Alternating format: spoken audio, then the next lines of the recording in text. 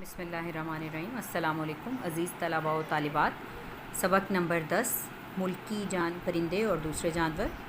مصنف کا تعارف شفیق الرحمان مایہ ناز مزاح نگار 1920 میں پیدا ہوئے اور 2000 میں ان کی وفات ہوئی۔ اردو کے ممتاز نمایاں افسانہ نگار اور مزاح نگار مزاح لکھنے والے شفیق الرحمان 1920 میں ضلع جلندھر میں کلانور کے مقام پر پیدا ہوئے۔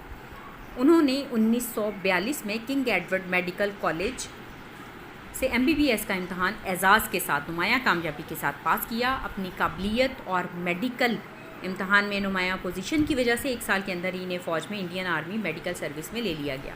پاکستان بن گیا تو وہ پاکستان آرمی کا حصہ بن گئے اور میجر جنرل کے عہدے تک ترقی کرنے کے بعد ریٹائر ہوئے۔ 1980 میں ان کا تقرر اکادمی ادبیات پاکستان کے چیئرمین کی حیثیت سے ہو گیا، جہاں انہوں نے 6 سال یعنی 1986 تک علمی و ادبی خدمات سر انجام دی۔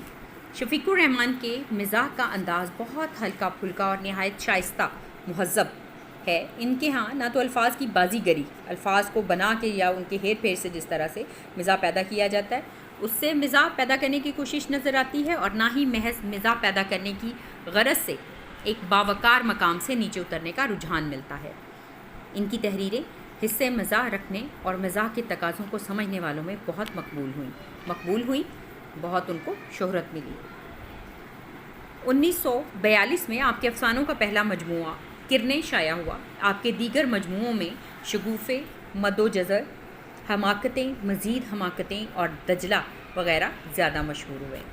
اس مصنف کے تعارف میں سے جس طرح سے ہماری پریکٹس ہے بیٹا، آپ نے 10 سے 20 کثیر الانتخابی سوالات جو ہیں وہ خوش خط کاپی پر لکھنے ہیں اور ان کے ساتھ جواب بھی تحریر کرنے ہیں۔ السلام علیکم۔